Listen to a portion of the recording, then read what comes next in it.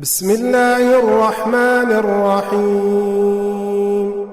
والفجر وليال عشر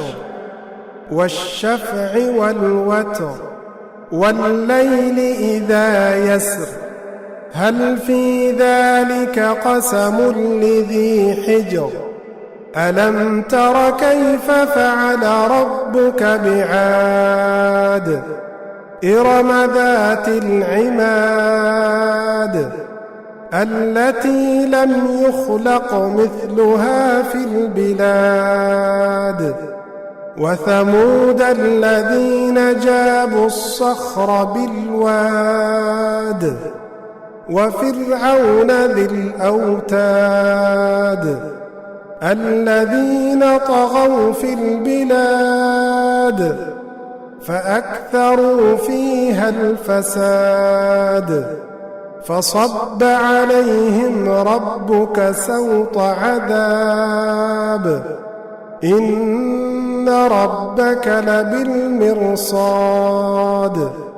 فأما الإنسان إذا ما ابتلاه ربه فأكرمه ونعمه فيقول ربي أكرمن وأما إذا ما ابتلاه فقدر عليه رزقه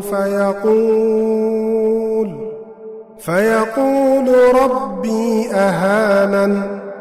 كلا بل لا تكرمون اليتيم ولا تحاضون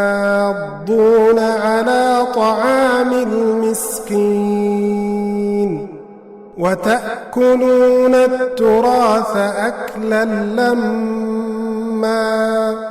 وتحبون المال حبا جما كلا إذا دكت الأرض دكا دكا وجاء ربك والملك صفا صفا وجيء يومئذ بجهنم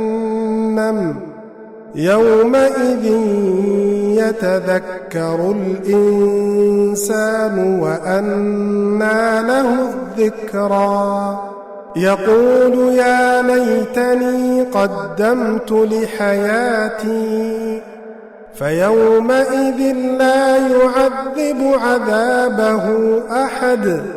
ولا يوثق وثاقه أحد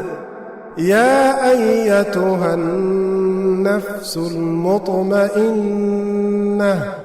ارجعي إلى ربك راضية مرضية فادخلي في عبادي